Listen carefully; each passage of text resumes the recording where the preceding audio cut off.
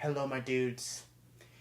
It is time for me to share what I picked up during the Barnes& Noble Criterion 50% off sale. I love this time of the year. I love Criterion. Let's get right into it. I have my movies I have not seen stack, and I have my already watched stack. And this will be in Spider number order. So let's get right into it. Spider-Man 18 and 19, The Naked Kiss, and Shock Corridor. Two films directed by Samuel Fuller. I got these because I want to get into more of Samuel Fuller filmography. So these two look so interesting and intriguing. And yeah. Excited to check them out. Spine 173, The Life and Death of Colonel Blim. I don't know why I cannot speak today. This is the film directed by Michael Powell and Emmerich Pressburger, a filmmakers duo I love. Red Shoes, Black Narcissus.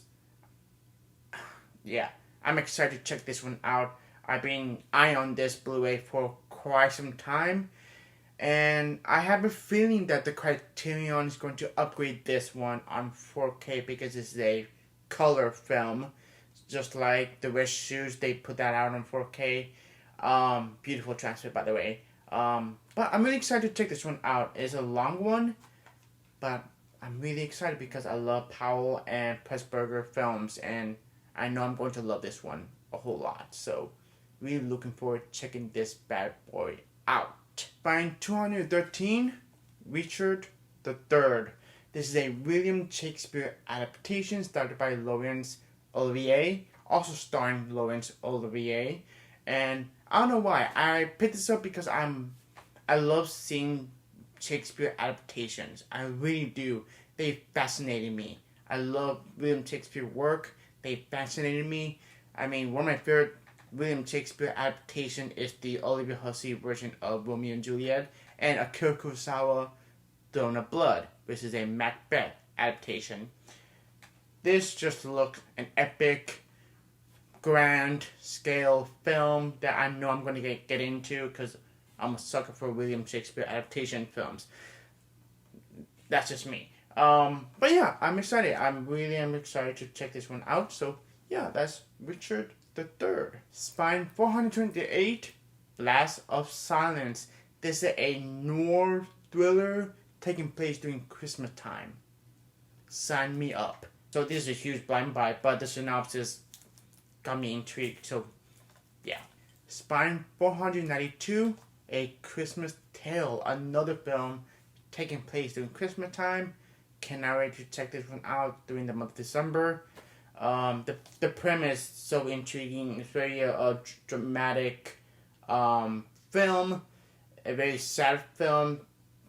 What the synopsis turned out to be, and yeah, cannot wait to check this one out. So I've been a Abbas Kiarostami kick lately. There's a set right there I watched the month of November. I will show you that in my already watched stack. That is Close Up, and this is Spine 519. Abbas Kiarostami, what an interesting voice. Really, really fascinating filmmaker that I want to dive into more of. I know Criterion put out Taste of Cherry. I did not pick that one up, but I did pick up Close Up, but I have not seen this one yet. Yeah, the premise so interesting, just like his other works. Abbas Kiarostami is a really good director with a good vision, with a good eye into filmmaking. Just a fascinating filmmaker. That's Close Up. Spine 583. This is a huge blind buy. The Four Feathers. This is a black and white British film from the 30s. The imagery, the synopsis, intriguing. Why not pick it up? This is a huge blind buy. This is a huge gamble. I might like this one. We'll see. We'll see. We'll see. I'll check it out. Spine 999, Matewan. Mate 1. However you want to pronounce it. But this is done by John Sayles, who did what's it called? The Lone Star. Lone Star is great. Really intriguing premise. Another film that sounds so intriguing. The stars, I believe, his acting debut, Chris Cooper, but also James Earl Jones. Man, rest in peace. I love James Earl Jones in anything he's in. But Chris Cooper, this is his acting debut, I believe. Yeah, it said here, Chris Cooper in his film debut. Really cool, because Chris Cooper is a really good actor, and I really liked him a whole lot. Very captivating face and voice. Yeah, this sounds amazing. This sounds intriguing. John Sayles is a really good director. Excited to check this one out. Cool beans. Lastly, in the have to be watched stack, whatever you want to call it, that is Spine 1056. That is Moonstruck, directed by Norman Jewison, starring the Academy Award winner Cher, who won for this role. Also, Nicolas Cage is in this. Yeah, 1987. I know what the feel of this movie is. Norman Jewison is a really great director who directed it. Fiddler of the Roof. I really like his voice, visual language, and I've already seen some clips of this movie. This is a very iconic film, and Moonstruck is. I've been eyeing on this film for quite a while. I've been wanting to watch this film for quite some time. It is time to finally pick this bad boy up, and I'm actually really excited to check this one out. Yeah, that's Moonstruck. And also, I love Nicolas Cage and anything he does. He's always entertaining, so that's Moonstruck. Obviously, I've seen some clips that he's in this movie. Is really that got me excited to watch, Moonstruck. So that's Moonstruck. Now on to my already watched stack. Spot number 26, The Long Good Friday. This is a great mafia movie taking place in London with great performance by Bob Hoskins. Captivated me. The mood, the characters, the direction, it all clicked together. Kind of like an anxiety kind of movie, because the main character played by Bob Hoskins is going through a lot of bad things coming to his way, basically. Bad news after bad news after bad news. And trying to figure out how to fix it. Who did this, whatever. This is a really, really intriguing movie that captivated me. Seriously, my mouth. Yeah, I enjoyed it. I really enjoyed The Long Good Friday. This is a film produced by Handmade Film. I'm really curious if Criterion is going to put back in print for Whitnell and I, because it's been a long out of print that was released on DVD. And L Video in the UK put out Whitnell and I on 4K, so Criterion? Because this was released in the L Video on 4K in the UK, and then months later, bam, Criterion announced this. They're going to release their own 4K. So I'm speculating. Whitnell and I've been wanting to watch that film forever. So yeah, anyways, it's not about that film. It's about The Long Good Friday. Good movie, enjoyable, loved it. Yeah. Yeah. Next up is our Spine 176, The Killers. This is a release that includes both the original and the remake. The original is directed by Robert Mack, and the remake is directed by Don Siegel. And the original stars, I believe his film debut, Burt Lancaster, and the remake starred Lee Marvin. And I enjoyed both, the original black and white and the remake from the 60s. I prefer the remake, 1964. It had more violence, more intriguing, and more engaging. While I do enjoy the original black and white starring Burt Lancaster, they're both really enjoyable watches. I really like them both equally, but they're very different in story-wise. But the structure is remained the same, if that makes sense. If that make any sense. Yeah, I like them. They're great. Yeah. Spine 422, The Last Emperor. This is a Best Picture winner. This is a 4K re-release because they put out on Blu-ray a long time ago. But they added some new things because they added a extra disc that includes the 218-minute television version. That sounds intriguing. By seeing the original, I watched the original theatrical 163 minutes cut of this movie starring Peter O'Toole. Really good Best Picture winner. I can see why it won Best Picture. It is visually striking.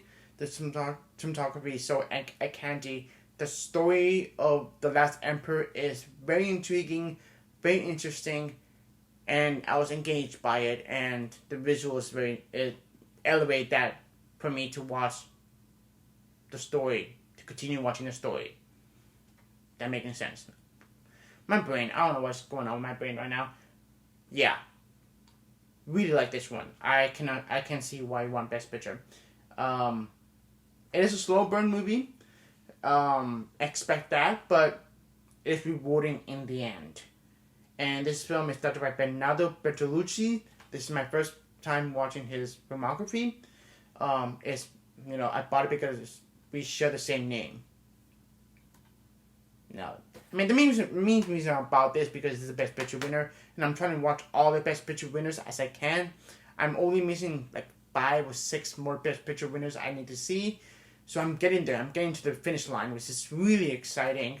And yeah, The Last Emperor. There's another Best Picture winner that is available in the Criterion collection that Tom Jones, I believe, is called. I'm gonna pick that up next time. For now, The Last Emperor is really good, visually striking. Very slow, but rewarding in the end. That's my short review of The Last Emperor. So, Spine 710, Judex. I saw this film for the first time a couple years ago, I believe, 2021 or 2022. We were doing this White Elephant between my friend group, and Bailey recommended me to watch Judex. And I liked it. I rented it on iTunes because during December, the sale is not going on. Whatever. So I went on iTunes, whatever, it's $3. I watched it, really enjoyed it. It's a really intriguing plot. And I want to rewatch this film. But I don't remember the plot. It's a blur at the moment. I don't remember how it ends, but I do remember enjoying the movie. And I love the visual style and the costume. And the premise is so intriguing, if you will. But I'm just happy that I finally own Judex into my collection because it's a really good movie and I really want to rewatch this one. Spine 711, The Beatles, A Hard Day's Night, directed by Richard Lester. This is a lot of fun. Good vibes, good music, and it's basically a hangout film with the Beatles. There's no story structure, there's no narrative flow. We get to see the Beatles go through their day in life as a band. It's a lot of fun. I had a good time watching this one.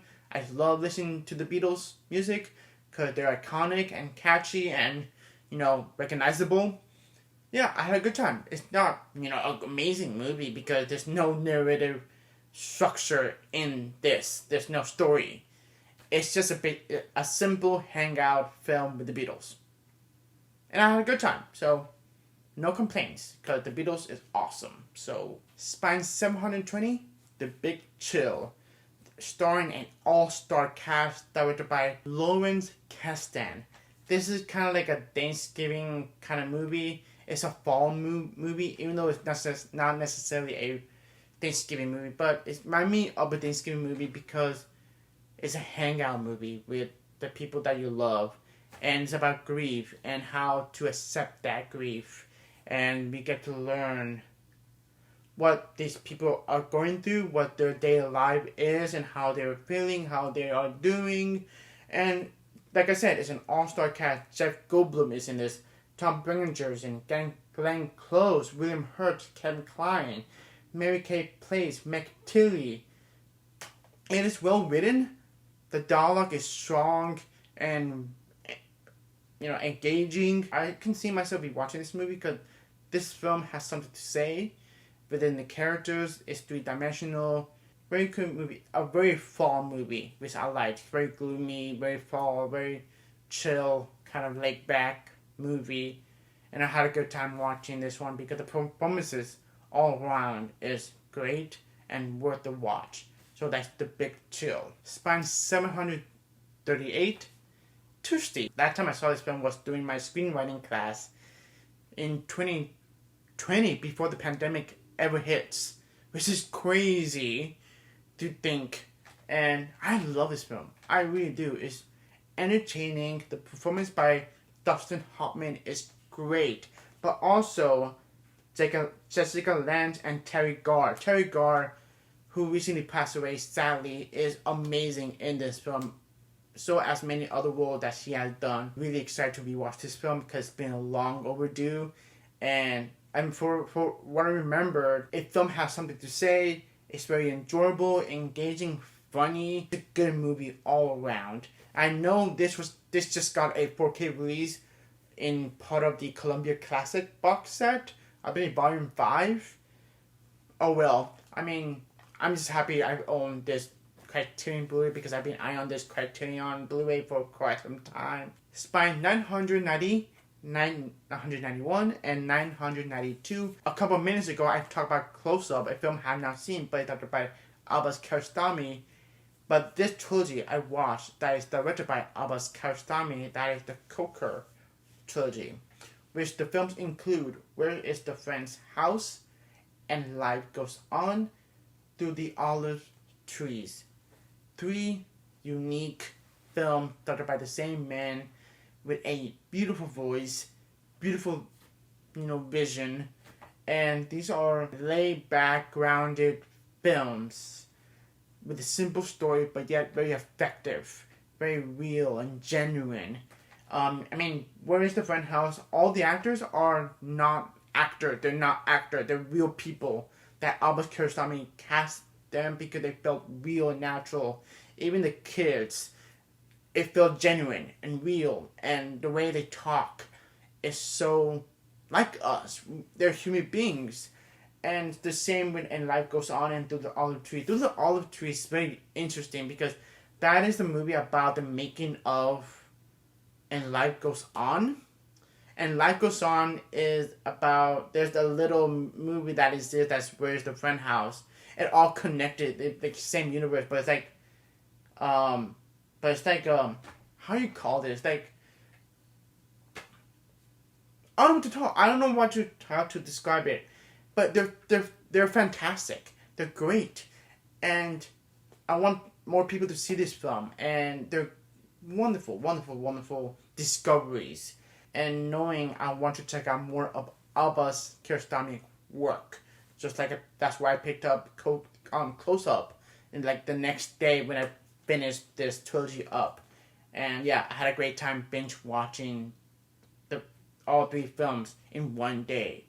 It was a good time. It was a wonderful discovery. That's the Coker trilogy. Spine 1076, Merrily We Go to Hell, starring Sylvia Cindy and Frederick March. Also a very small role, Cary Grant. Really good movie. Surprisingly thought-provoking, but really good movie. Solid. Next, for a big new release title that came out in the month of November, I did not pick up the 4K release of Godzilla.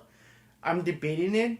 I'm still planning to get that, but the big release that came out in November is Seven Samurai, the 4K release. But I picked up, don't see my butt. I picked up the BFI 4K release of Seven Samurai. But I do not want to get rid of my Blu-ray release of Seven Samurai because that Blu-ray release is so nostalgic.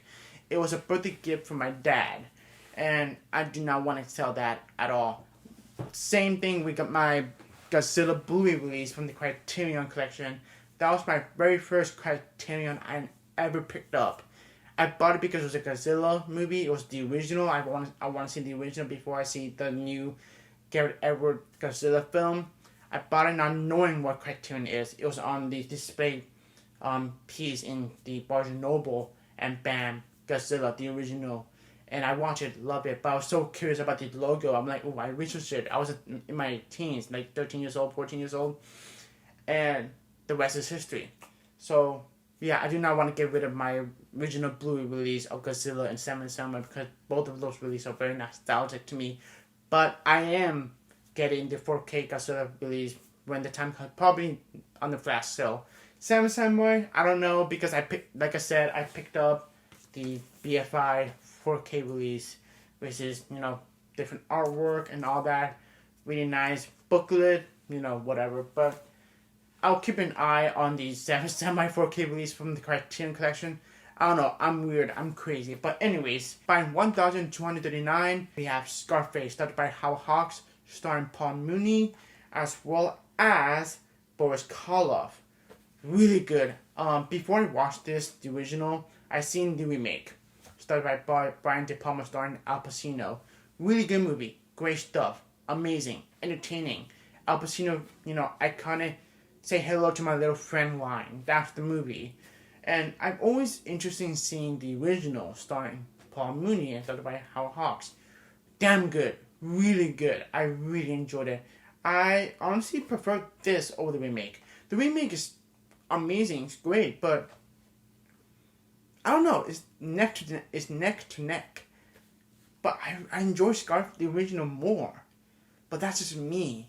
Everybody's different, Yeah, I really enjoyed this. I really do. Great 4K transfer. Next up is by 1240. That is Funny Girl, starring Barbara Streisand. Don't know why I cannot speak. Also starring Omar Sharif, directed by William Wyler. This is awesome. Awesome musical. Wonderful. Barbara Streisand is a star. Talent. Not only she can act, but she can sing. And her voice is a legend. We all know who Barbara Streisand is, right? She's iconic. This is her start. Without this film, we wouldn't know who Barbara Streisand is. Funny Girl is wonderful. I loved it. I was so engaged. The music is wonderful. And Barbara Streisand. What a star. A star. Funny Girl. Great movie. Oh, this release. Span 1241. This is a big day for, on Twitter, the name Alex. If you know why, I'm going to put a screenshot here. He's been begging this title to release on Criterion forever. It's happened. It's here. This is a big release for the month of November. Peter Bogdanovich's masterpiece. That is Paper Moon. This is the 4K release. A beautiful digipack. I love the design.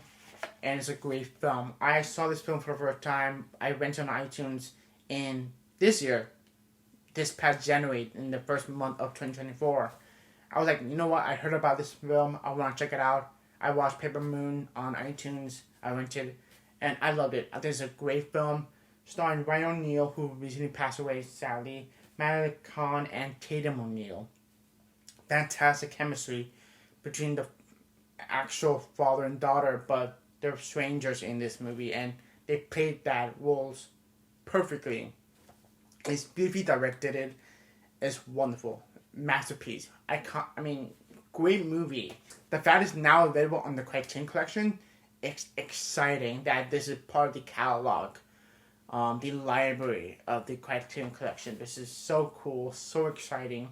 I'm sure Peter Bogdanovich, wow, I can't even pronounce his last name, Peter Bogdanovich, should be happy. Obviously he's no longer with us, but I'm sure he is so happy and thrilled that this film is now on the Criterion Collection. Lastly but not least, by 1242, that is Guillermo del Toro Best Picture winner, The Shape of Water. When this was announced, I got excited, because I love this film. Oh my god, I love this movie. I begged my dad to take me to see this movie. Even though it came out in 2017, I was 18. I was old enough to see this film because rated R movie. I was allowed to see it by myself for an R-rated movie. Don't know why I want to beg my dad to see this movie with me, but whatever. We saw it, and I love it. It's great. It's wonderful. I love this movie, and I'm dying to rewatch this film because it's been a while. I only saw it once in theaters, and I saw it again on Blu-ray, so I saw it twice. I need to see this more often because I love Guillermo del Toro as a filmmaker now. Not only as a filmmaker, but he has a big love for filmmaking and big love for practical effects and big love for telling compelling stories. And he did that for Pinocchio, his version of Pinocchio, and he has his upcoming Frankenstein movie, his take on Frankenstein, which I'm so excited. Sad it's going to be on Netflix, but hopefully you get a theatrical release. The Shape of Water is a great creature feature movie. Not necessarily a creature feature, but it's a romance. It is a drama. It is about a mute girl played by the wonderful Sally Hawkins. Yeah, Sally Hawkins. My brain. Fall in love with this creature that is paid homage to the creature of Black Lagoon design. You know what I mean? And it's just a captivating film. Octavia Spencer is great in this. Richard Jenkins is great in this. Doug Jones as the creature is great. Michael Shannon is great. Also Michael Stuhlbarg, who should be nominated for an Academy Award soon in the freaking future because he's a phenomenal actor and he should win an Oscar. Like, he should have an Oscar in his mantle. Anyways, The Shape of Water. So excited that this is now in the Criterion Collection. I believe he got his most well-known movies on the Criterion Collection, like Chronos, The Devil Backbone, Pan's Labyrinth, Pinocchio, and this. Pretty cool. Pretty cool because I love Guillermo del Toro. And I love everything he does and everything he touches. He's so good. And the cinematography in this movie, I was so in love with this movie. And I cannot wait to rewatch this film on this Criterion release. There you have it. That's everything what I picked up during the November sale. I love Criterion. I love that time of the year. Until next time, the next flash sale, which I believe is in February or March. Yeah. Have a good one. Take care.